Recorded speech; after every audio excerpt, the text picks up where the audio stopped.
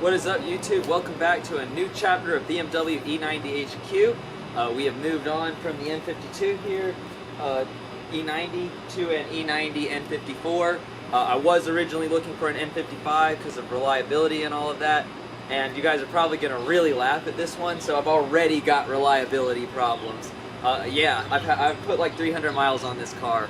I bought it knowing that I got it pretty cheap, and I bought it knowing a couple of things were wrong with it. But this was not actually one of them. So it had its spark plugs and coils done recently, so I'm pretty certain that's not the problem. They were done within the last 12,000 miles. So I have a misfire, and unfortunately I can't find my Carly for BMW, the little adapter, the scanner, so I can't even run diagnostics on it right now, but it's all the symptoms. It's acting like a misfire. It did it when I stepped on it real hard. Anyway, so it's drivable. Like, I just started it up and idled it and moved it around a little bit, and it drives fine as long as you don't step on it. So it's leading me to believe that intake ports are probably the culprit, given the fact that the spark plugs were done recently. This is obviously not a good way to start off, but with the other E90, the N52, I did have an O2 sensor foul immediately, pretty much after I bought it. So, and it was a good car after that, really. So, I'm not too worried about it, and I know the oil filter housing gasket needs to be done, so I think I'm going to take it to a shop tomorrow on my lunch break or something, and like catch an Uber back to work or something, and have them do the intake ports, because I know that they needed to be done soon. I just wasn't expecting to have this problem happen this fast. This was a lot faster than I was expecting.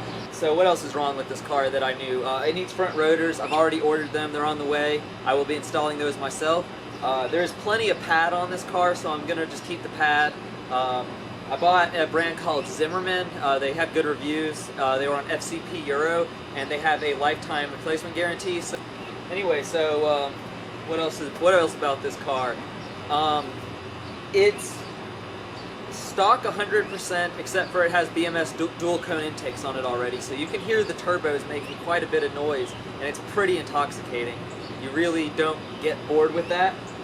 Other than that, I mean, stock intercooler, stock charge pipe, stock exhaust. There's shows no signs of ever being modded before and being reverted back. It's all in really good condition, so I don't think it's ever been modded. I'm the third owner of the car. The interior is tan.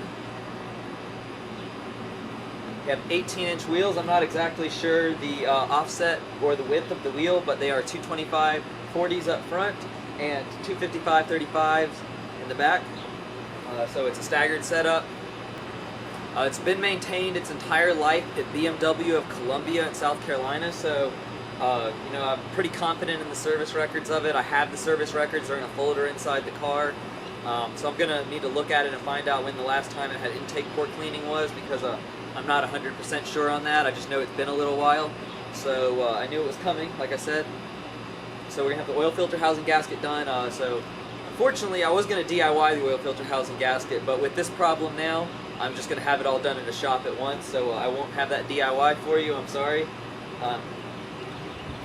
Anyway, so what are my goals for this car?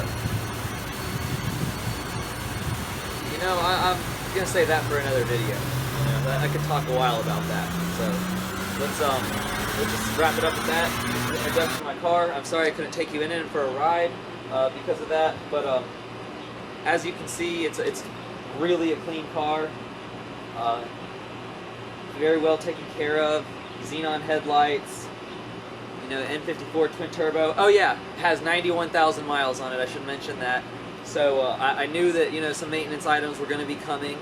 Like I said, I bought this car as is, knowing a few things. It's a sports package. I should mention that too. So it cuts a bit lower. Suspension feels fantastic. It feels just as good as my ST coilovers did before I reverted back to that blown stock suspension to sell the car with.